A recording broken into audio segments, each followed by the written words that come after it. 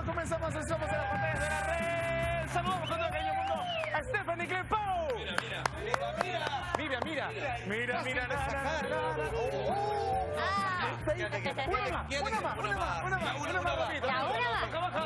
Una más. Mira. Ah, ya, no. Macarena Sánchez. Dando tapadita, no, mira. Linda.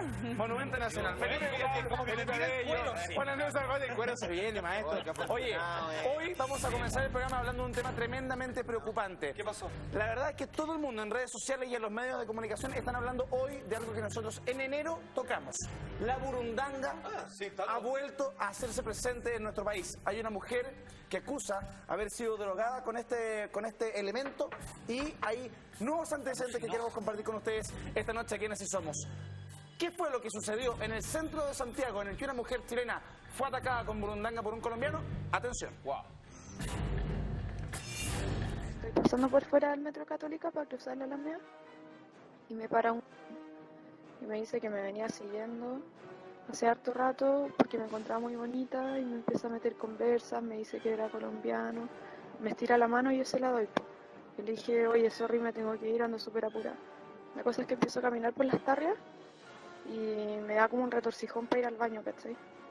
Me sentí pésimo, como que me bajó la presión y me sentía como helada, ¿cachai? Como que empecé a sudar helado. Fui a la clínica y tenía una droga en el cuerpo, que es un polvo que en Colombia la usan para asaltar a la gente. Esta mujer comparte este testimonio a raíz de lo acontecido ahí fue del metro de la Universidad Católica. Me va un hombre y me dice que me venía siguiendo hace harto rato porque me encontraba muy bonita. Me estiré la mano y yo se la doy. Luego me sentí pésimo, me bajó la presión. Fui a la clínica y tenía una droga en el cuerpo. Afortunadamente esa fue la situación, digamos. Efectivamente, es una situación bastante extraña. Y en este caso entró por contacto, así por dermis, por piel. Efectivamente, nosotros, este testimonio que estamos compartiendo con ustedes solo nos relata un contacto de mano. Pero ella ha hablado en medios de comunicación y en este relato en el cual pusimos muchísima atención, hay alguna especie de toqueteo de este hombre a esta mujer en la zona de la cara. Entonces, se presume que en este movimiento hubo inhalación de esta droga y que por eso... tal vez se percatara. Exacto. Cuando le dice que es bonita. Y por eso está la consistencia de que teniendo el químico en la mano, a él no le afectó, digamos. Y exacto. Sí, por efecto de inhalación se lo agregó a la checa. ¿Ella se llevó la mano a la cara? No, él le lleva la mano al rostro de ella. Exacto. Él la toca y después le pasa la mano por la cara, por el mentón, por la nariz y en ese momento ella entra en contacto con esta droga, cosa que también le permitió salvar con vida. Salvarse, que no fuera asaltada, porque cuando tú inhalas esta droga de manera persistente, te puede pasar algo tremendamente peor. ¿Qué es la burundanga? Nosotros lo conversamos en enero. Juan Andrés Alfate nos presentó esta nueva droga que estaba en el mundo y que aún no llegaba a nuestro país. Ya ha llegado. Atención, es de origen colombiano y se llama burundanga, pero su nombre científico es la escopolamina.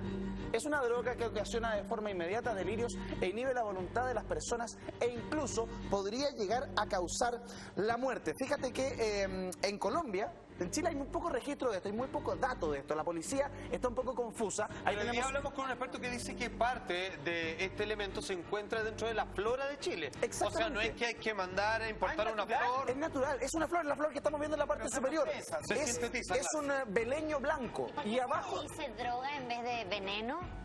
No, porque causa el efecto de una droga, digamos. También es alucinógeno. Claro, de que tiene, en realidad tiene un manejo de intoxicación del cuerpo que, como el alcohol embriaga, en este caso tiene cierta acción sobre la voluntad. En estricto rigor es una droga que utilizada en la medicina. De hecho, antiguamente se utilizaba en los partos para poder anestesiar un poco a las mujeres y dejó de usarse. Pero no se utiliza de forma recreativa.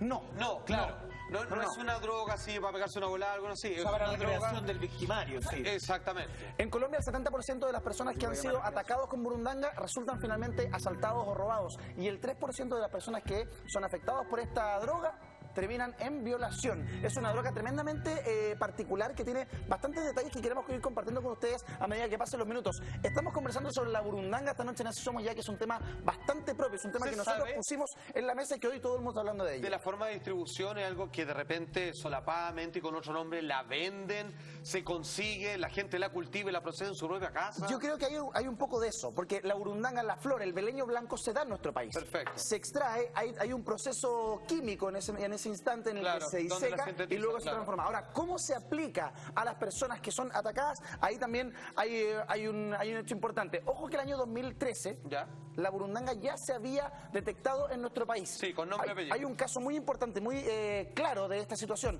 Ojo con lo siguiente, esto fue el 13 de marzo del año 2013, Daniela Gormaz es una delincuente que había sido condenada por robo con homicidio de un joven en el año 2002, utilizando la droga conocida como la burundanga. ¿Qué fue lo que sucedió? Esta mujer, Daniela Gormaz, cumplía una condena de 15 años.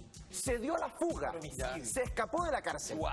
Y en ese momento va al sector de Bellavista y ahí, junto con otra persona, coludida con otra persona, intentan atacar a un hombre. Le ponen burundanga en el trago. Perfecto. Este hombre lo toma, se alcanza a dar cuenta que hay algo extraño y comienza a tratar de escapar.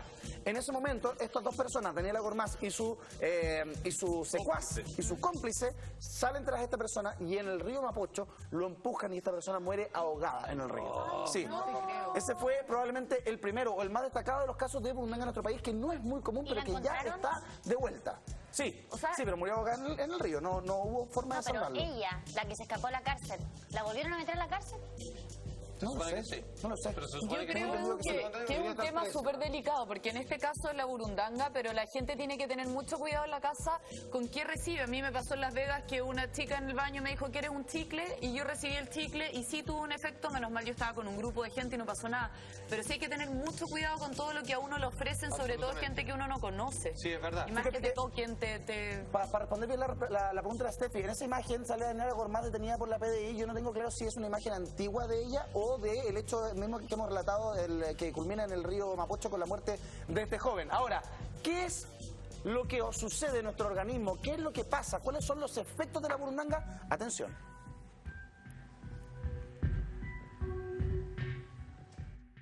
La escopolamina a pequeñas dosis es un medicamento, está en las farmacias. Está en las farmacias. Lo que ocurre es que a más dosis el cerebro queda semianestesiado. Valga la palabra, que no es muy técnica, pero para que la gente que está en casa lo entienda. Es decir, tú no te caes al suelo ni te duermes. Quedas en estado de semiconsciencia. Por eso antes, cuando hablabais de la consciencia de la persona bajo estos efectos, no es que esté consciente, porque no está en la alerta. Está viva, activa, pero repetitiva, como si estuviera hipnotizada. Pero, y entonces, claro, exactamente, como hipnotizada, tú le preguntas algo a esa persona y ¿qué pasa? ¿Que es incapaz de mentir? Responde. Dame el número de la cuenta. ¡Pumba! Ahí va. Porque no tiene censuras. Por eso en su día se habló de la droga de la verdad, con la que supuestamente se inyectaba a los prisioneros en la guerra para que contaran, pues eso, las cosas del espionaje, la droga de la verdad. O sea, esto pareció el pentatol sódico que se usaba en la Segunda Guerra Mundial para que la gente confesara. La famosa droga de la verdad. Ojo con lo que señala José Cabrera, que es médico psiquiatra forense. A mayor dosis el cerebro queda semianestesiado, es decir, tú no te caes al suelo ni te duermes, quedas en estado de semiconsciencia. Como si fuera de un sueño, prácticamente. Exactamente, no tienes control 100% sobre tu cuerpo ni tampoco sobre tus actos. Pueden llegar y hacer lo que quieran contigo. ¿De lo que pasó? Muy poco. Se supone que casi nada. Porque eso es como, yo creo que lo más bueno para el ladrón, que no se acuerden de su cara. Exacto, de cómo llegaste ahí. Tengo entendido que cuando se da en los tragos de las personas, tiene que ver con que tienen que ser generalmente tragos dulces. Eligen a alguien que pidió, por ejemplo, una caipirinha, porque dice que es tremendamente amargo. Entonces la gente al tiro nota que viene con algo raro. Pero si es muy dulce el trago que está tomando, como un tequila sunrise, algo así, pasa relativamente piola. Curado también, pero ahí no lo vas a sentir. Exacto, no te vas a dar cuenta. De repente puedes sentir un gusto extraño, pero no lo vas a identificar si estás muy pasado y te lo vas a tomar igual. 100 miligramos en adultos causan convulsiones, depresión severa, arritmias cardíacas, colapsos vasculares y en el peor de los casos, la muerte. Ahora, ¿cuál es la forma en que las personas atacan a otras con burundanga? Pongan atención. Eventualmente una persona podría recibir una dosis en forma involuntaria. Por ejemplo, si el polvo fuera soplado sobre la nariz de la persona. Lo señala Patricio Navarro, subcomisario del Departamento de Sustancias Químicas Controladas de la PDI. ¿No? Esto lo señaló esta mañana en Radio ADN, pero Salpa, nosotros hoy día en Mañanero hablamos con un experto, con un bioquímico del Instituto de Salud Pública, y él decía que para que la burundanga entrara en acción, hiciera efecto, debía ser inhalada como quien jala cocaína. Sí. Entonces, claro, o sea, y que no le cuadraba mucho porque esta niña, de alguna manera en el relato, recordaba mucho detalle de lo que le había pasado. Exacto. Siendo que la burundanga, una de las características es que, como lo acabamos de ver, se recuerda prácticamente nada. Pero, por ejemplo, hay drogas como en el vudú que precisamente busca el estado catatónico de la víctima, donde los tipos van caminando y le soplan, obviamente, todo un polvo para que el tipo, con la sorpresa, lo inhale. Claro. Ahora, si te pasa eso, yo creo que uno tiene algunos segundos, en caso para reaccionar, y decir, oye, me acaban de hacer esto, antes que caigas, ¿no? Sí, yo creo que sea un lugar cerrado, digamos. Yo creo que por eso buscan personas vulnerables. Estén solas, mujeres que estén en el fondo carreteando en contexto de carrete, que porque estén un poquito pasados, los buscan, lo analizan, o sea, buscan la oscuridad. Es un modo operandi bien especial. Mira, aquí la gran pregunta es qué tan fácil es conseguir la burundanga para ver en estricto rigor cuántas víctimas potenciales hay. Si esto es algo que crece en los jardines y que falta pasarlo por la juguera nomás, claro, y hacer la polvo, digamos, estamos sonados. Saber cuánto del efecto posterior, cuánto tiempo dura. Muy importante, dura muy poco. Muy poco. Es muy difícil de detectar, se va muy rápido y a las 2 horas ya no tienes muestra de la burundanga en la orina. Por lo mismo no se puede saber. Ahora, los efectos es distinto, los efectos son prolongados. El gran problema es que cuando la persona que te coloca burundanga, ya sea por inhalación o por el copete, cualquier cosa, después va contigo y cualquiera que te ve pasa piola porque tú le estás haciendo caso. Él le dice, ya, camina conmigo y vamos feliz de la vida. Le pasó a una amiga que en el edificio donde vivía había un sueco que llega con 2 amigas, 2 mujeres a los lados. El tipo ya estaba en burundanga y cuando lo vio el conserje dijo, bueno, este gallo la va a pasar bien. A la media hora le agarraron el auto, le desalojaron todo el departamento, que lo metieron al auto que se robaron y finalmente se fue. Ahora, ¿por qué eligen la burundanga para atacar? Hay datos que son claves en esto y la Steffi también hace una pregunta súper importante. ¿Cuántos son los efectos que tiene esto? Pongan mucha atención con lo siguiente. Bueno, la evidencia farmacológica como detección en laboratorio de la sustancia, no, porque la peculiaridad y la gracia o virtud de estas sustancias es que es dificilísimo detectarla, porque la eliminación prácticamente, en concreto de la escopolamina, es muy corta. El efecto es rapidísimo porque se absorbe rapidísimamente por la vía inhalatoria, la neurona enseguida impacta con el alcaloide, se bloquea, pero claro, en 11 minutos, en 12, en media hora, en sangre desaparece. Entonces ya en orina a las 2 horas desaparece. Pero el efecto es un efecto cascada, es decir, la droga se ha ido, pero el cerebro ya está tocado. Así como hace efectos súper rápido las personas, lo inhalan y muy rápidamente ya están bajo los efectos de la burundanga, también desaparece rápidamente del organismo, por lo cual es muy difícil de detectar. La gracia y virtud de esta sustancia es que es dificilísimo detectarla, porque el periodo de eliminación de la escopolamina es muy corto, lo señala Teresa Echavarría. El efecto en el cerebro, o sea, como el efecto sobre todo en el cerebro es más largo, es más prolongado, pero no se logra detectar bien debido a que hay muchas drogas que pueden tener efectos parecidos. Es más difícil todavía establecer porque esa persona no necesariamente va a decir que me drogaron, simplemente se pegó una curadera, se pegó una volada, estaba con alguien y después con ese mismo alguien vuelve a estar, entonces me fui a negro, me borré el copete y a lo mejor te violaron, pero ella va a decir, no, es que me violaron pero no me acuerdo, pero ese no me acuerdo no se asocia a la burundanga, simplemente no te acordaste porque estáis pasado copas, y cuando te hacen un test, por eso es que yo creo que, llegas a hacer un examen y resulta que no hay nada. Estamos conversando sobre la burundanga, un tema del cual nosotros hablamos en enero. Este verano nosotros dijimos, se viene la burundanga. La burundanga es una droga muy usada, en países como Colombia, países como Venezuela. Está en nuestro país. Hay un testimonio de una mujer que así lo acusa. Es por eso que queremos prevenirlos a ustedes, Eduardo, e informarles muy bien de qué se trata esta droga. Yo creo que a esta altura sería bueno aclarar que no tiene nada que ver la llegada de esta droga con la gran cantidad de inmigrantes colombianos que existen en nuestro país, porque la flora de donde se extrae esto existe de toda la vida en nuestro país. Entonces que no empiece esas típicas persecuciones de brujas a inmigrantes, digamos. No, esto no es xenofobia, esto no es un discurso anticolombiano. Esto es el beleño blanco, una flor que se da en nuestro país y que se transforma en una droga peligrosísima. Ahora, hay imágenes que son tremendamente impactantes.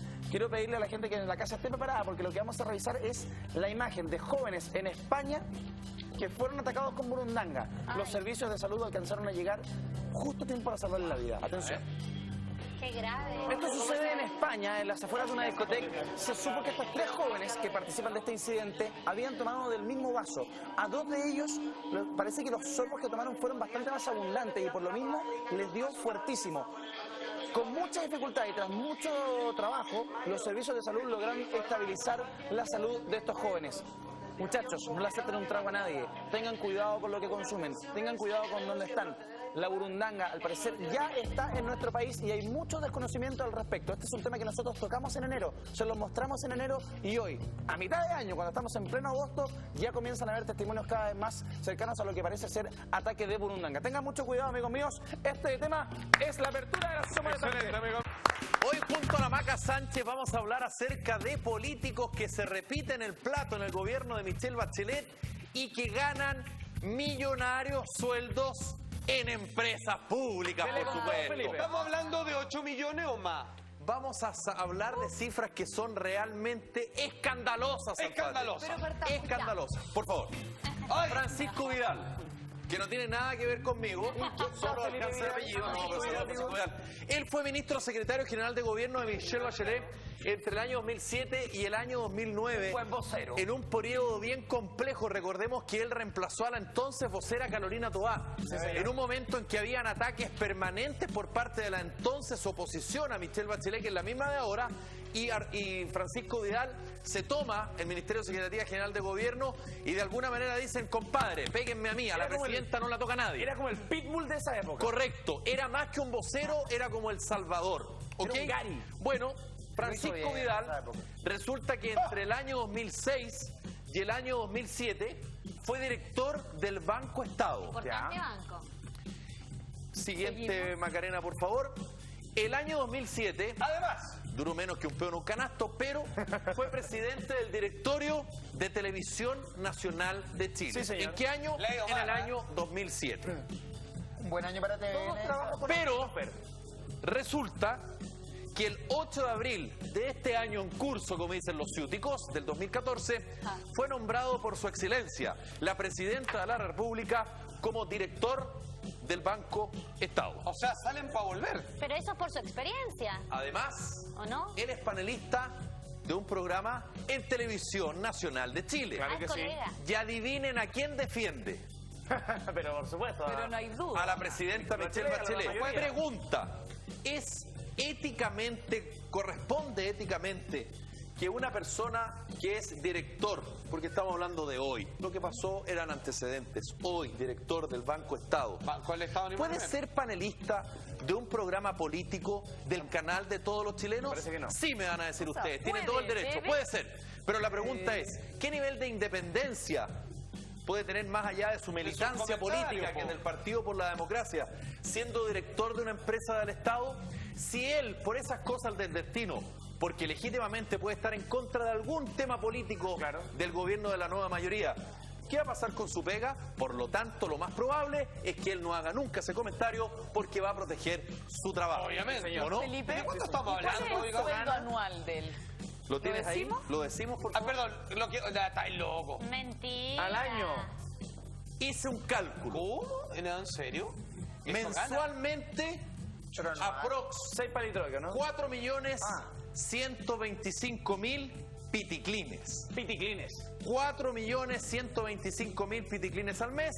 Y anualmente, como aparece ahí en la gráfica, señor director, muchísimas gracias, Eso es por casi 50 millones de pesos. Estamos viendo políticos que se repiten el plato en el gobierno de Michelle Bachelet, en el segundo gobierno de Michelle Bachelet, que fueron ministros de autoridad en el gobierno anterior de Michelle Bachelet y que hoy ganan millonarios sueldos en empresas públicas. ¿Este sueldo es solamente en el Banco Estado o es allá, no del canal?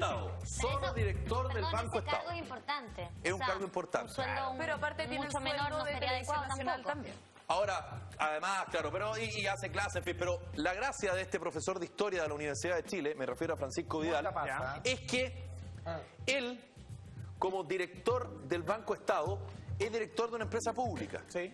Y él además trabaja en un canal público, que es lo que hablábamos hace poquito rato. La pregunta es, como decía el Steffi, un cargo importante, ¿qué tanto puede aportar un profesor de historia como director del Banco Estado, que se supone que es el banco que le va a competir a la banca privada, entregándole subsidios o ayuda o más bien recursos a los ciudadanos de este país que no tienen la posibilidad de acceder a la banca privada? Pregunto yo como un ciudadano modesto. El haber sido presidente de directorio. ¿O será que es muy cercano a la presidenta? Bueno, ha tenido una lealtad a toda prueba. Por lo tanto, por eso está ahí. Felipe, te hago la pregunta al revés. ¿No hay nadie allá afuera mejor que este caballero para ese rol? ¿Se eligió al mejor, al más idóneo? Eso es lo que yo pregunto. Tú sabes que en este espacio nosotros tenemos la gracia de presentar preguntas y decirle a usted que está en su casa, ¿qué le parece? ¿Qué respuesta tiene? Ahí está. Felipe, ¿quién más? Vamos con lo siguiente. ¡Ay! Laura Albornoz. Mira.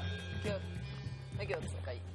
Ella fue ministra, directora del Servicio Nacional de la Mujer entre el año 2006 y 2009. O sea, fue la primera ministra Cernam del gobierno de Michelle Bachelet, ¿no es verdad? Perfecto. Ella después deja este cargo para irse a trabajar al comando del entonces candidato de la Concertación, Eduardo Frei. ¿Por qué? Porque ella es además de la democracia cristiana, del sector chascón. Para que nos entendamos, del sector más de la izquierda, si se quiere, de la democracia cristiana. Ella es abogada también de la gloriosa Universidad de Chile.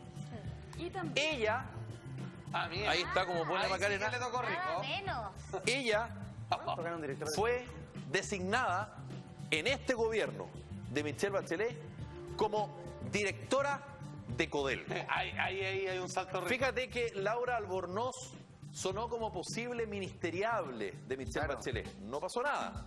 Ella se presentó como candidata a senadora para reemplazar el cupo de Jimena Rincón. ¿Te acuerdas, Felipe? Me acuerdo. Cuando Jimena Rincón deja en la senaduría por la 7ª región, por el Maule, y Michelle Bachelet la llega a ministra secretaria general de la presidencia, poco democrática, que es una vacante. Y resulta que ella, bueno, fue de alguna manera presentada. Finalmente la DC hace una primaria y gana Juan Antonio Mata, que alguna vez también había sido senador por aquella región, y ella finalmente no gana tampoco aquello. Pregunta, ¿será por eso que ella finalmente, por la lealtad que tuvo con la Concertación, primera ministra Cernam de Michelle Bachelet, después va al comando de Frei, después intenta reemplazar a una candidata, se juega por Michelle Bachelet? ¿Será que por eso esta abogada es directora de Codelco? Usted lo decide. ¿Cuánto gana? ¿Cuánto gana la friolera de 55 millones de pesos al año?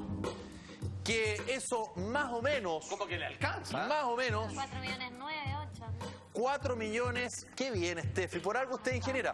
4.583.333 pesos. ¿Son estos cargos entonces pagos de mensuales? ¿Perdón? ¿Son pagos de favores finalmente?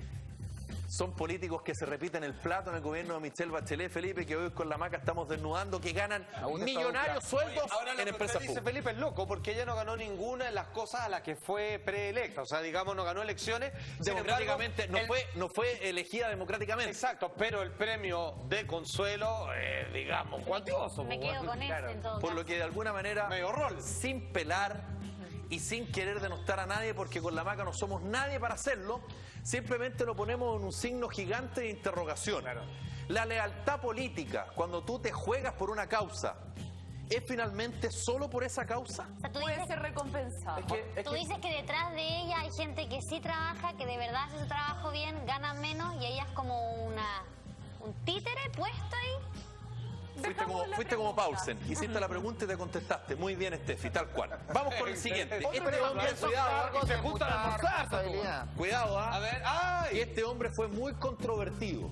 Sí, señor. Eduardo Vitrán fue ministro de Obras Públicas entre el año 2006 y el año 2008. Ministro de Obras Públicas, ¿de quién? De Michelle Bachelet. Él finalmente sale del cargo, pero hay que recordar que él fue quien descartó algo que durante el gobierno de Ricardo Lagos se había dicho: la construcción del puente sobre el canal de Chacao, que se reactivó en el gobierno de Sebastián Piñera. Bueno, Eduardo Vitrán, por favor, Él es vicepresidente de la Empresa Nacional del Petróleo. Son suavecitos los cargos. La ENAP. No son cualquier cosa. ¿Pero cuánto gana por ese cargo, Felipe? No, fíjate que él no recibe renta por este cargo. Ah, mira. Sin embargo, también tiene un cargo ejecutivo en otra empresa del Estado. ¿Cuál? Es vicepresidente ejecutivo de la Corporación de Fomento de la Producción, sí, señor. La nunca bien ponderada Corfo. Pero son cargos de alta responsabilidad también. De altísima Por ejemplo, si en Codelco pasara algo en el Banco Estado, ellos podrían tener incluso responsabilidades ante la justicia. Voy a ir un poquitito más atrás, Felipe, un poquitito más atrás.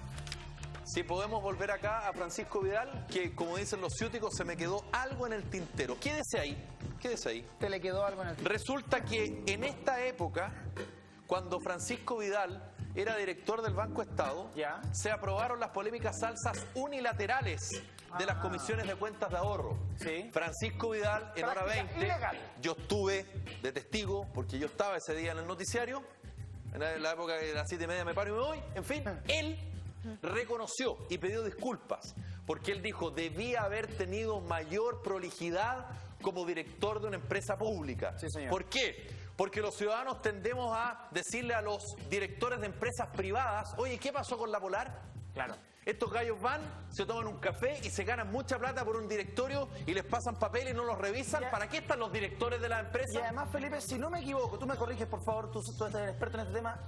También Francisco Vidal fue muy cuestionado por ese periodo en que fue director del Banco del Estado, porque en ese periodo el Banco del Estado le prestó muchas lucas a otros bancos, a bancos privados. Así es. A tasas tremendamente preferenciales que no se las pasan ni a los chilenos de a pie. Que es lo que se supone que para eso está el Banco Estado. Exacto. Como lo decíamos, que justamente es para competirle justamente a la banca privada. Pero volvamos a Eduardo Vidal. ¿Les parece? Sí. Volvamos a Eduardo Vidal. ¿Quién es de origen? ¿Qué profesión tiene este caballero? Él es ingeniero civil industrial de la Universidad de Chile y también, al igual que Francisco Vidal, militante del Partido por la Democracia PPD. Quedamos que él es vicepresidente de la Empresa Nacional del Petróleo. No recibe renta por aquello, Claro, pero ¿no? sí recibe renta como vicepresidente ejecutivo de la Corfo. ¿Cuánto eran ustedes?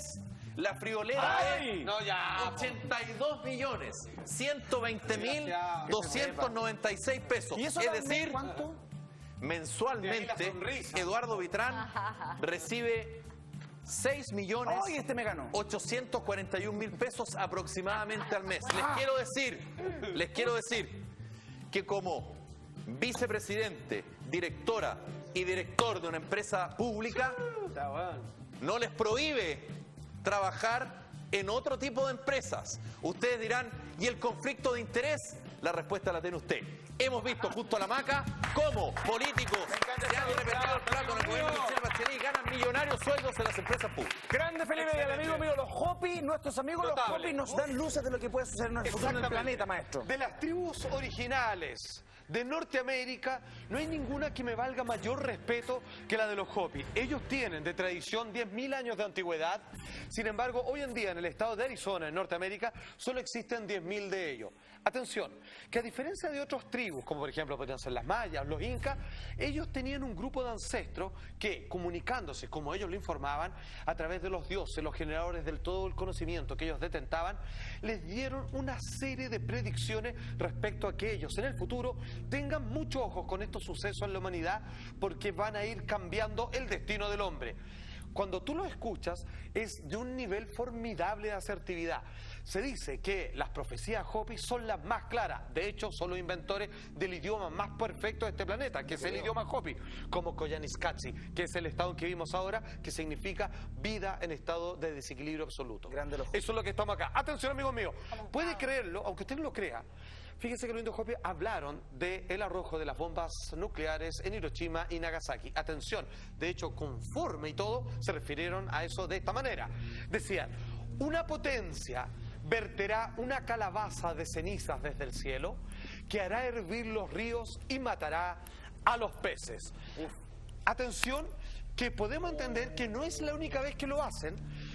Cada vez que se refieren a grandes explosiones, a grandes bombas arrojadas en sucesos de guerra de carácter mundial en la historia de la humanidad, se refieren a ellas como las calabazas de cenizas. Dice, el hombre ha generado una especie de calabaza sintética, probablemente porque ellos observan los componentes adentro, que ven esto con semillas, pepe y todo lo demás, y dice, bueno, es como una calabaza, y sobre todo con la forma, y cada vez que veían que una bomba iba de alguna manera a generar un estado crítico en la historia del hombre, sacaban a la luz una de sus profecías. En el caso de ellos, la primera vez que lo hacen, dicen, una potencia verterá una calabaza de cenizas desde el cielo y que hará hervir los ríos y matará a los peces, que es exactamente lo que ocurrió. Atención con este video que lo explica. En 1945, los ancianos Hopi vieron cumplirse la profecía de la calabaza de cenizas en las nubes en forma de hongos en Japón.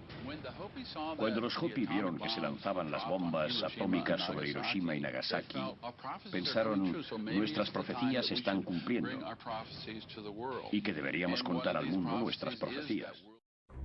En algún momento vamos a ver de cómo se hace un juego con la misma forma de la calabaza y con el hongo atómico. Le decían, con algo así, le decían los ancestros, el hombre en esta calabaza, pero hecha de ceniza, porque eso es lo que genera hacer hervir los ríos del agua, algo imposible, más que el sol y todo lo demás. ¿Este es un pueblo con alguna capacidad especial o recibieron alguna ayuda externa? ¿Cómo saben? Bueno, fíjate que está lindo. Ellos dicen que ellos fueron adiestrados por los dioses físicos que venían del cielo, le enseñaron todo lo que sabían y que en algún momento, muy cercano en esta época, porque hoy día estamos revisando las profecías que hablan sobre un cambio notorio en la humanidad, un cambio de ciclo absoluto, dicen que van a venir a buscarlo para que ellos no tengan que sufrir los embates, digamos, de esos cambios climáticos, de guerra, etcétera, etcétera, que es algo muy parecido que está citado en la Biblia, que es conocido como el arrebatamiento. Ellos creen en lo mismo, sus dioses les prometieron que después de enseñarles todo, venían a buscarlo para que no tengan que sufrir en lo del resto de la humanidad. ¿Estos dioses eran extraterrestres? Ellos lo decían como literalmente sí, como dioses físicos con cuerpo y que venían del espacio en unas naves que ellos describían como tales. Y estos 10.000 habitantes, estos 10.000 Hopi que aún persisten son una reserva india, absolutamente, los tienen súper... ¿Mantienen esta habilidad de predecir cosas o de anunciar cosas? No, fíjese, porque ellos ya de alguna manera están prácticamente integrados a la sociedad moderna, pero tienen esa espiritualidad, esa capacidad. Sin embargo, la tradición oral, ellos están pendientes de todas estas profecías. Solamente un cachito debo decirles que cuando el hombre, lo he contado más de alguna ocasión, fue a la luna. Mira, para que veáis la potencia de los Hopi, fueron donde uno de los ancestros que aún quedaba vivo a fines de los años 60 y les preguntaron a ellos cómo era la luna. Porque ellos decían que espiritualmente, como un viaje astral, iban permanentemente como recreativamente. Sí. Y les decían, no, mira, eso que está allá, para ese lado, sí, porque aquí hay muchas montañas y muchas cosas. Ellos viajan. Estamos hablando de ese nivel, amigos míos. Mucha atención, porque a propósito de ello, ellos hablan de que el hombre en algún momento va a llegar a la luna. Atención, porque ellos dan una señal muy particular. Mira, dice, profecía de los indios Hopi, que hoy día estamos revisando cómo esta antigua profecía de esta cultura de aborigen norteamericano original sobre la Tercera Guerra Mundial y el posible fin del mundo, como ellos lo van a anunciar. Dice, llegará un tiempo cuando el águila vuele a lo más alto en la noche y aterriza en la luna. ¿El águila? El águila. Bueno, atención porque ustedes no lo van a creer, amigos míos, porque tenemos, por favor, un logotipo de lo que utilizó el Apolo 11, que era eso, la misión que fue a la luna, tenía esta águila. Claro, y se refiere al águila calva, ¿cierto? Que es precisamente la representación del ave nacional, digamos, de Norteamérica. Ellos se refieren absolutamente, dice, va a llegar un momento. Ah, y ojo, esta era una de las tres señales. De las tres señales, dijo, ojo, se van a cumplir tres cosas. Esta era una de estas. Cuando se cumplan las tres, es que ya estamos a puertas de que venga el cambio violento, cíclico de la humanidad después de tres anteriores que ya han ocurrido. Insisto, llegará un tiempo cuando el águila vuela a lo más alto en la noche y aterriza en la luna. Como ya vimos, el logo del Apolo 11 era exactamente, muy patriota ellos, un águila. Y se cumplió. Esa es una de las condiciones que tiene que cumplirse antes de que llegue el fin del mundo. Mucha atención. Esta es la segunda, fíjense. Ellos dijeron, ojo, son tres señales en las que usted se tiene que fijar. Una hablaba sobre la construcción de edificios, otra sobre la llegada del hombre a la luna. Pero dijo, la última, ojo, aquí van a saber cuando falte poco. Y es la siguiente. Atención. No, se cumplió. Mira, ya. Ya está. Y todos lo utilizamos. Predijo la llegada de Internet en el mundo. ¿Saben cómo lo describieron? Llegará un momento en que nuestro planeta estará rodeado y cubierto por una gran telaraña. Esto es un poco más largo. Y dicen que si bien esta telaraña, que algunos lo comparaban con la red de Indra dentro de las tradiciones religiosas de Asia, decían, si bien conectará a una gran cantidad de personas, hará que ellos se sientan más solos que nunca. Ahí está Internet. O sea, está hablando de Internet, derechamente. Está hablando de que hay una gran telaraña. De hecho, Internet se llama World Wide Web, ¿cierto? La amplitud de la tela global. Claro. O sea, porque funciona con una tela de araña. Son como puntos interconectados, como una gran red comunicacional, como si una araña hubiera tejido todos estos puntos de comunicación entre todos nosotros. Ese era el tercero y el último, ¿vale? Sí, para que vayamos entendiendo. Ellos dijeron, cuando llegue Koyaanisqatsi, el periodo en que estamos viviendo, la vida en desbalance absoluto del hombre, se tienen que producir hasta ahí 3 cosas. Que el hombre llegue a la luna, que construya edificios más grandes que montañas, hace rato, y que pase esto de la telaraña. Y ahí queda muy poco. Ahí vendrán a buscarnos a nosotros, estén agradecidos porque a los demás la van a pasar muy mal, dicen ellos. Ahora, ellos los vienen a buscar. Ellos los van a venir absolutamente a buscar. Ahora, por favor, para que vayamos entendiendo. El pueblo elegido, de alguna manera, uno entre tantos, la verdad. ¿Quiénes son exactamente los Hopi y de cómo nace esta profecía? Mucha atención. Los Hopi han vivido en el área de las Tres Mesas, Arizona, desde hace miles de años y tienen una antigua tradición profética. Los Hopi han vivido con la profecía desde hace siglos y la transmiten de generación en generación. Creen que la tierra es su madre, el sol es el padre. Están muy preocupados por el planeta. Los Hopi creen que el mundo ha sido creado y destruido 3 veces. Piensan que la población mundial ha pasado por una serie de eras y muchos ancianos Hopi creen que hemos llegado al final del cuarto mundo. Atención, se dice, al igual, qué curioso, los mayas decían lo mismo, las tradiciones hinduistas y budistas dicen lo mismo, que el hombre ha sido destruido 3 veces, la humanidad completa, por aire, cierto, por tierra, y que ahora se necesita una que es por fuego. Somos la 4ª generación. Somos la 4ª, la que viene, digamos, y que estamos a puertas, digamos, de pasar al 4º nivel, digamos, pero no sin antes con un gran cataclismo. En eso, al menos, las antiguas tradiciones y los Hopi sobre todo, están absolutamente de acuerdo que no va a ser un traspaso muy suavecito, va a ser de manera violenta, ya sea quizá como reacción climática al mismo planeta o por una consecuencia de una guerra, como ya veremos más adelante.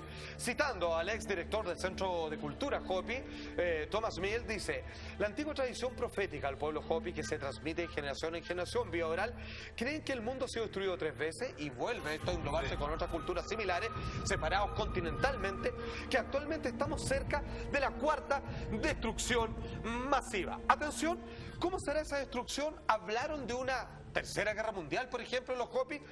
¿Qué podemos decir de la siguiente predicción, por favor? Que dice más o menos así.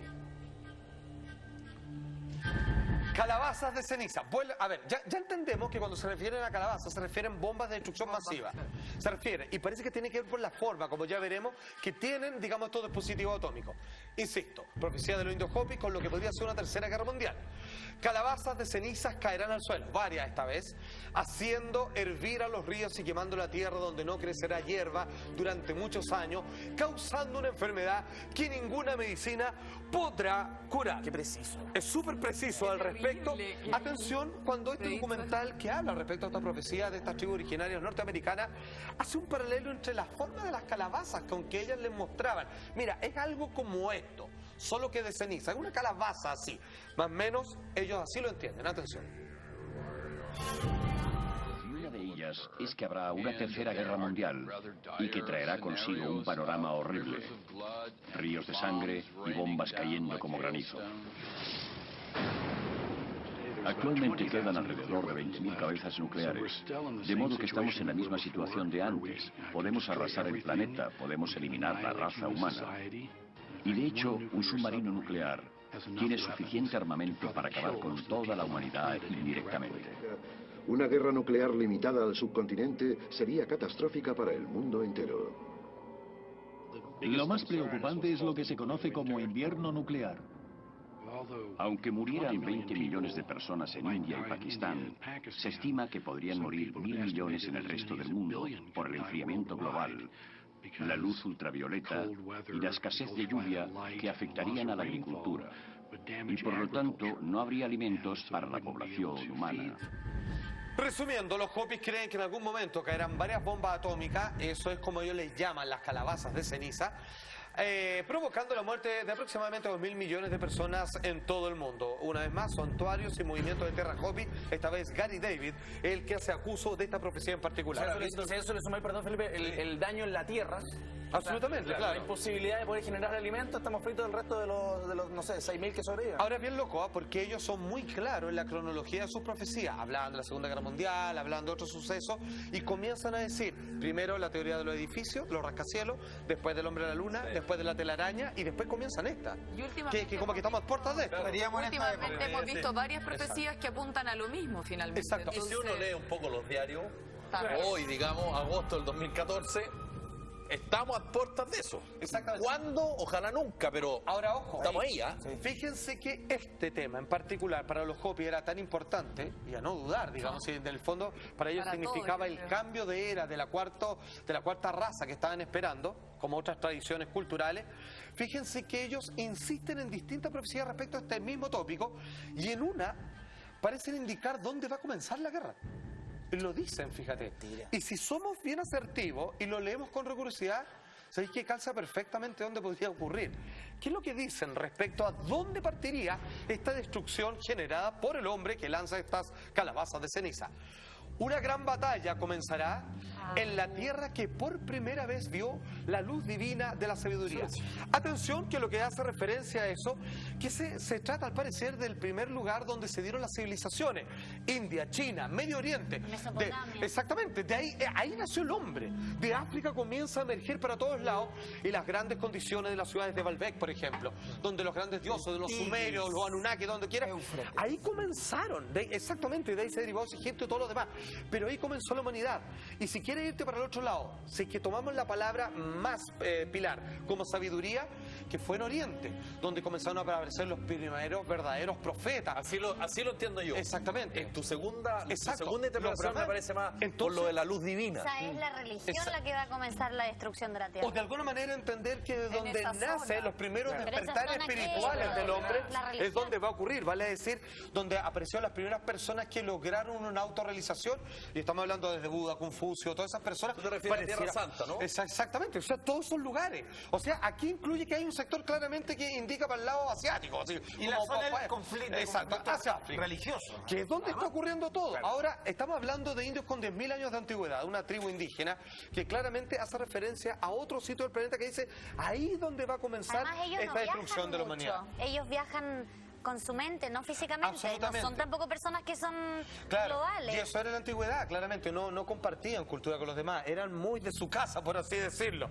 Ahora, mucha atención, porque ellos también no solo se quedan ahí. Dicen, ojo, no conforme con esta destrucción, de alguna manera, generada por el mismo hombre, porque está la referencia de las calabazas de ceniza que parecen ser armamento atómico, ellos dicen, ojo, que también hay un problema con el cielo. Pero antes, amigos míos, más o menos, esto también está aplicado en parte del documental, que es de dónde comenzaría la última gran guerra de la humanidad. Atención. La profecía Hopi en relación a la Tercera Guerra Mundial es muy interesante porque habla de lo que al parecer son civilizaciones modernas, Oriente Medio, China y otros grandes países. India, China e Israel son potencias nucleares. Las tensiones entre Occidente e Irán se están intensificando debido a las ambiciones nucleares de Irán, incrementando el temor a que estalle una guerra nuclear en Oriente Medio. Sin duda parece que están en lo cierto cuando hablan sobre la actual situación política. Y son antiguas profecías que parecen avisar de lo que está pasando actualmente. Bueno, si esto lo leemos literal, que la profecía dice que la guerra partirá en una de las primeras civilizaciones de nuestro planeta, que podría ser el Medio Oriente, India o China, pues allá la micro más o menos. Pues. Están perdidos, no están, digamos. No, de hecho, son bien certeros el cuento. ¿Cuántos científicos hicieron esta predicción? Fíjate que no te puedo dar un año específico, pero sí te puedo decir que las primeras advertencias se hicieron hace miles de años, que se han ido transmitiendo para que tuvieran ojo en el futuro, cuando ellos mismos sabían que ellos iban a ser muy poquito, que se lo iba a consumir esta humanidad, que iban a ser víctimas del Koyaanisqatsi, que en su idioma, insisto, la vida en desbalance, que es con el que vivimos ahora. Que de hecho los indios estaban de acuerdo, decían el Kali Yuga, el hombre va a entrar en el Kali Yuga, en la edad negra, donde todo va a empezar a terminar, y ellos dan una fecha, porque tú lo puedes sacar con cálculo. ¿Y sabe cuándo parte? En 1939, que es donde parte la Segunda Guerra Mundial, ni más ni menos. Y esto, como le decía, no se queda acá. Habla de esta destrucción generada por el hombre, pero dice, ojo, esto no para acá. Atentó con los cielos, porque la siguiente profecía de Jopi dice lo siguiente, que parece aludir a un meteorito. Ojo, esto también parece que la Biblia hace referencia a esto.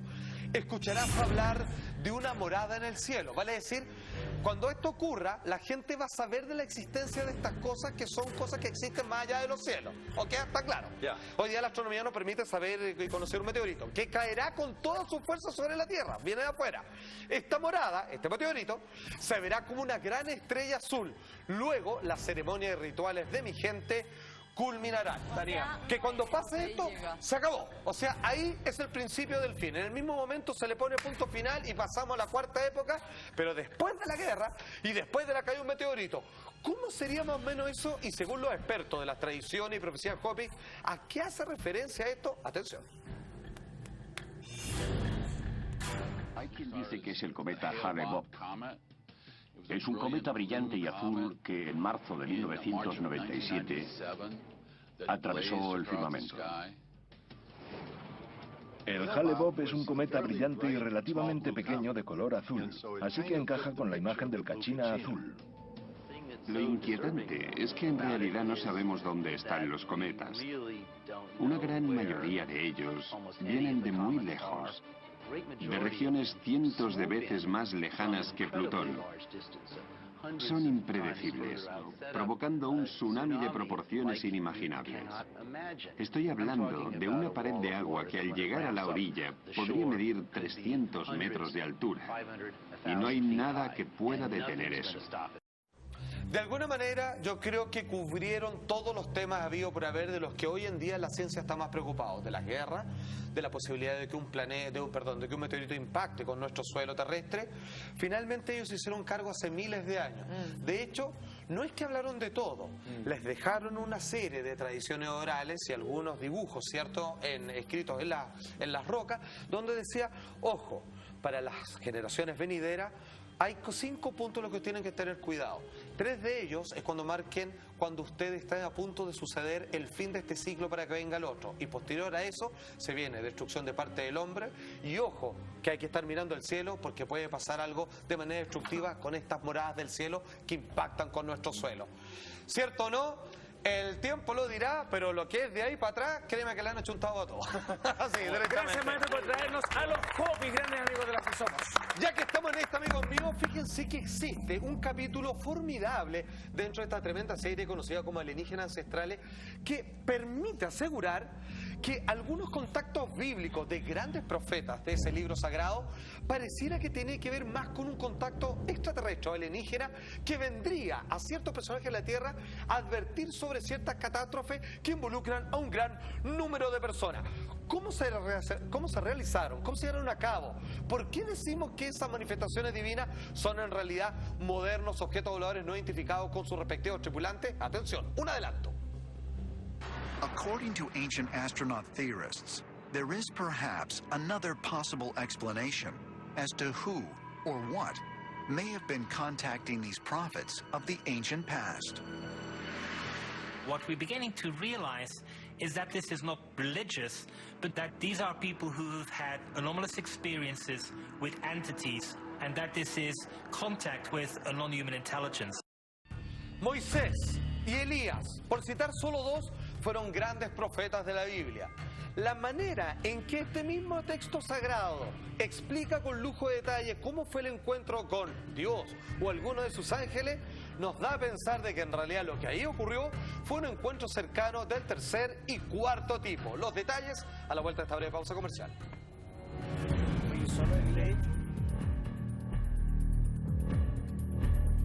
Oye, amigos míos, y pasando en un capítulo formidable de Alienígenas Ancestrales, ellos intentaron probar de que realmente, como está incluso escrito literalmente en la Biblia, ciertos profetas en realidad fueron contactados por seres de otro planeta, otras civilizaciones, gente del futuro, anda a ser tú. Eso ya era otro costal. ¿Cómo llegaron a esa conclusión? Atención. Was the source of these prophetic messages truly of a divine nature?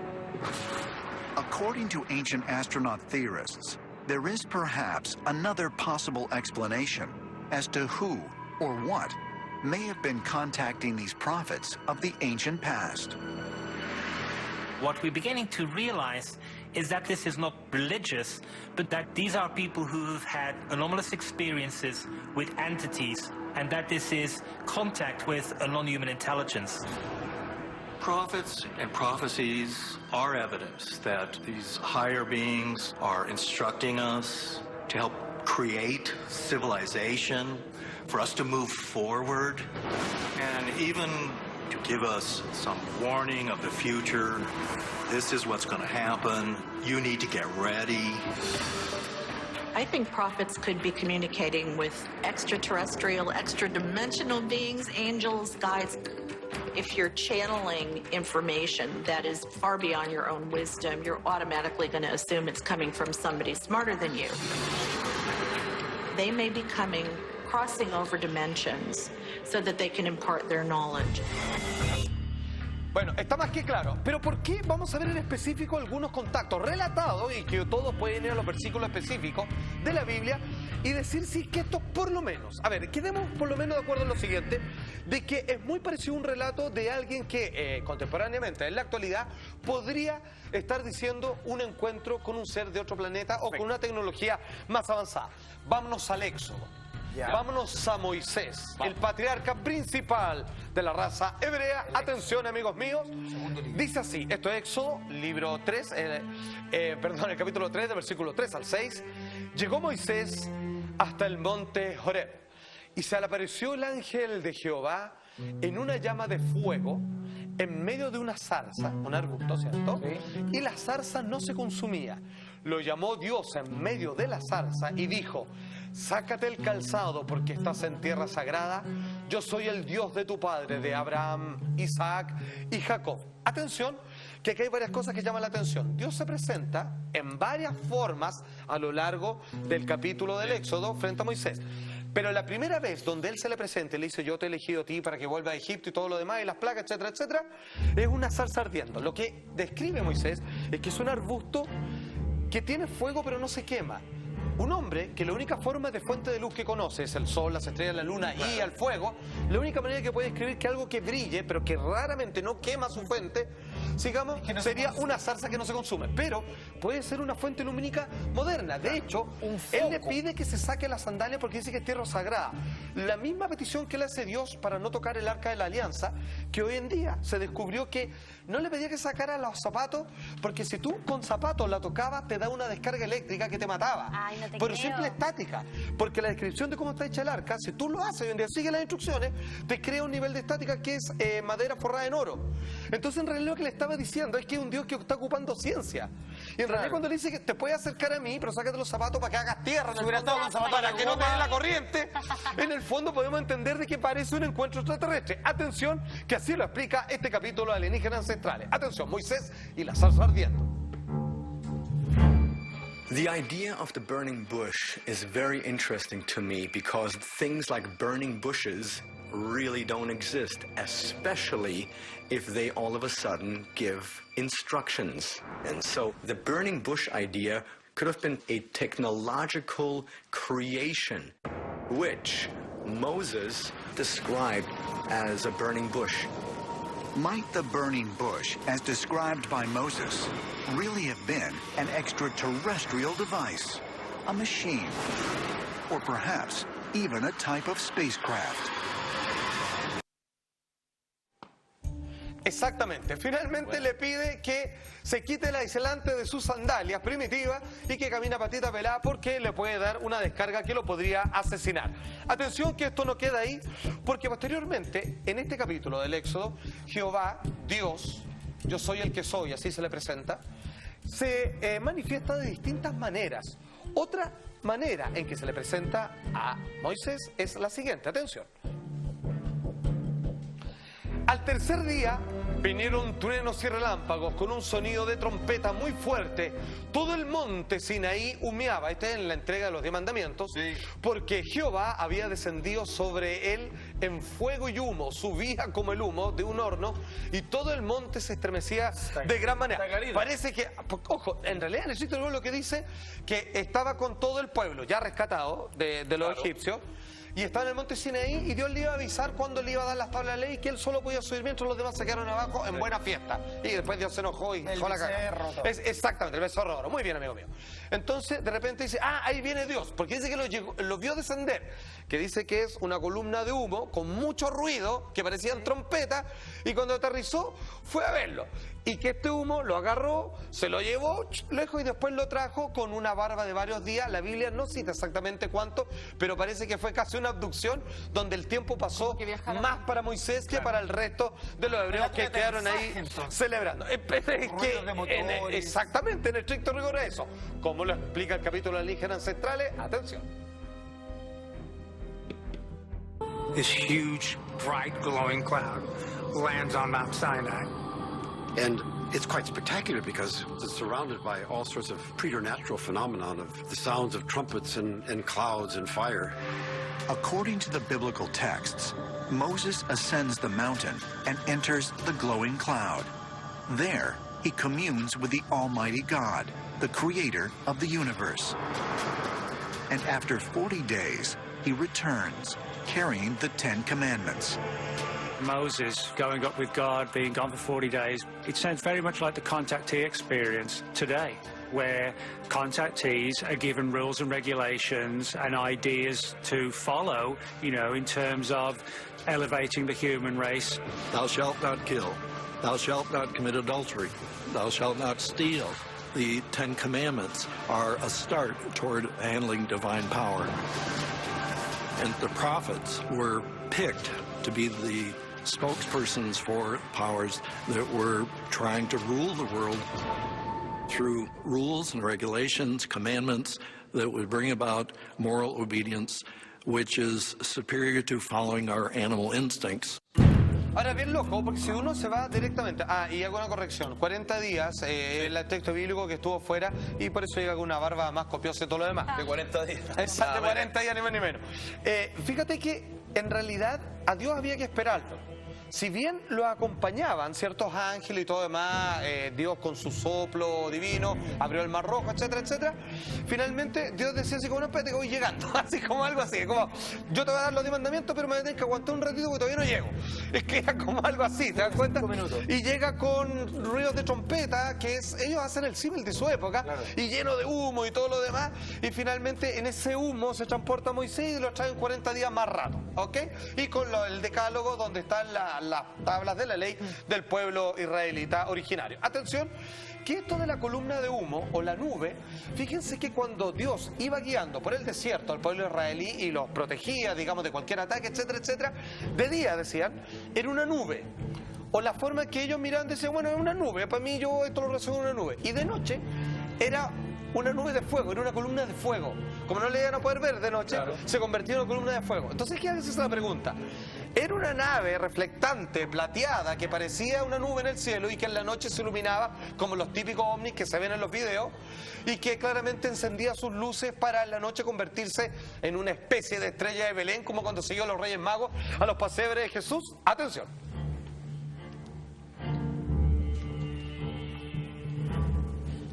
Y Jehová delante de ellos de día en una columna de nube para guiarlos por el camino y de noche en una columna de fuego para alumbrarles. Nunca se apartó del pueblo la columna de nube de día ni de noche la columna de fuego. O sea, claramente era la forma del faro que tenían. Ahora, ¿qué describen ellos como nube? La guía. No sé, y una columna de fuego, entendamos que para ellos cualquier fuente de luz que no sea el sol es fuego. Entonces, si la cosa se autoiluminaba, digamos, como la salsa ardiente tenía que ser eso, está hecho de fuego. Por eso tiene luz, digamos. Necesita una nube que se transforme en fuego en un fenómeno meteorológico. Es imposible. Y además que si lo piensas bien, es súper cuático. O sea, a ver, Dios es Dios. Que necesite de ciertas maniobras para hacer estas cosas, como que tiene que hacer un show. Claro, en vez de decirle, caminen para allá nomás, que a mí nunca más me van a ver, pero yo los protejo si yo estoy piola acá, calladito. Hay teatralidad por medio. Claro, es como que se tiene que basar y ocupar cosas y elementos para que lo vean, porque probablemente no sean dioses, probablemente sean civilizaciones tan físicas, con capacidad de mortalidad como nosotros, más avanzadas que quisieron ayudar. Es lo que propone este capítulo de alienígenas ancestrales. Pues atención, de todas maneras, así es como lo explica este episodio. The Hebrew people, they were following the object, and it makes it very clear that whenever the object was on the ground, the people stopped and camped. When it was taken up, they broke camp and they moved forward. The object was leading them. And the description of a pillar cloud of fire, a pillar is cylindrical in shape and perhaps quite hard or solid. This is very similar to UFOs that are reported now. The flying saucer types are more famous, but the cylindrical-shaped UFOs are very common, and they can be very large, up to a half-mile in length, perhaps. Some students of UFOs think these are motherships, and the fact that it's a cloud by day suggests, as in modern UFOs, that there's some type of halo effect around the UFO. Bueno, y quien da la declaración es, por si cae alguna duda, ni más ni menos que un sacerdote, digamos, un cristiano profesional, por así decirlo, que de alguna manera acepta estas relaciones. Que se supone no se deja sorprender con cualquier cosa, ni con menos una infografía. Súper liberal, claramente, porque lo otro es un dogma, supone que es Dios y nada más, y nosotros somos... las alternativas él. Absolutamente, de hecho no niega la evidencia cuando hay tanto avistamiento y tantas pruebas de que hay ovnis con forma de nubes, por ejemplo, y un largo etcétera. Pero atención, dentro de la gran cantidad de profetas, la otra hablamos del profeta joven Daniel, tremendo él, está el profeta Elías. Probablemente yo creo que el más respetado dentro de la comunidad cristiana. Y tal vez el más nombrado también. El más nombrado, ¿sí o no? Pues bien, este hombre, la manera en que Dios lo invita a donde se le va a dictar sucesos del futuro es, por decirlo bajo, lo mismo que una moderna abducción o secuestro alienígena. Un pequeño adelanto, atención. Elijah's experience details a spinning object or a spinning beam that took him up into the object. When you look at Elijah, there's a nuts and bolts craft there, a fiery chariot, and they get inside it. They meet these beings, which are luminous beings that talk to them, instruct them. El video completo y toda la información más que detallada respecto a la abducción que al parecer sufrió el profeta Elías, más que un encuentro con la divinidad, al regreso a esta breve pausa comercial. De esta forma textual es como la Biblia habla respecto al encuentro con la divinidad y el profeta Elías. Señor director, dice así. Libro segundo de Reyes, capítulo 2, versículo 11. Apareció una carroza de fuego, una vez más. Es el símil que pueden hacer, lo leo de acá directamente. Tirada por caballos. Claro, tirada por caballos de fuego. Entonces Elías subió al cielo en un remolino. Después de esto, no se volvió a ver a Elías. O sea, este remolino, digamos, puede ser obviamente casi como un sistema de propulsión, digamos, y todo el escándalo que sale una nave. Ahora, ¿cómo lo explica alienígenas ancestrales? Este es el comparativo que ellos hacen. Elijah's experience details a spinning object or a spinning beam that took him up into the object. The one thing that many people don't realize is that the first story we can read about Elijah doesn't talk about that he was taken up there with horses, but just by that fiery chariot that initially was described like a fiery furnace. Now, what's a fiery furnace? Could the fire have been some sort of engine? When he's taken up in a whirlwind, you know, you only have to look at, for example, when the space shuttle takes to the skies. You know, you have this rumbling, roaring, jet, flames, etc., etc. If you look at it in that context, you could really place this into a UFO category. When you look at Elijah, there's a nuts and bolts craft there, a fiery chariot, and they get inside it. They meet these beings, which are luminous beings that talk to them, instruct them. Extraterrestrial help is sent to Earth to help humanity in the quest to do God's will. El único sistema de transporte que conocen es una carroza. Por ejemplo, si es que algo va a venir y va a subirse algo, va a ser carroza. Claro. Si esta expulsa fuego, le llamarán carroza de fuego. Y si al momento de elevarse por los cielos, como está descrito literalmente, e irse con alguien, convierte un remolino, es porque precisamente es lo que pasa después de un sistema de propulsión de combustión tremendamente grande. Bastante evidente este último. Es bastante evidente. Sin embargo, obviamente hay personas que se pueden sentir ofendidas, que creen esto de una manera más literal. ¿Y sabe qué? ¿Quién es ¿Quién es uno, digamos, para negar esto? Puede ser así. Sin embargo, solo planteo una pregunta. ¿Por qué Dios, el creador de todo lo existente dentro y fuera de este planeta, necesita de artefactos, aparatos, artilugios y teatralidad para presentarse? Una duda, digamos, que me ha perseguido desde que era chico, amigo mío. No sé. Muchas gracias, Juan Andrés Alfate, señoras y señores. Se viene Expediente S. Hoy partimos con estreno exclusivo, maestro, ¿no? El Rey Mono. Toma. Exactamente. Pedazo de película épico fantástica, hoy día estreno exclusivo, clásico de cine erótico, Tinto Brass. Ella que obviamente excita a este japonés con su cámara fotográfica y se va a sacar los calzones para mostrarle todo su atributo. Y por si fuera poco, amigos míos, probablemente la más violenta, gore y entretenida película de terror de todos los tiempos, Evil Dead y su gran remake, dirigida por este tremendo cineasta uruguayo. Hoy día pónganse el cinturón de seguridad porque nos vamos con todo. Pero maestro, todos nos preguntamos, ¿cuándo? ¡Ahora! ¡Ay, linda, perdón! Gracias por acompañarnos, que esté muy bien. Un abrazo enorme. Nos vemos mañana. Gracias, Beso gigante. Chao, maestro. Beso, Maca. Chao.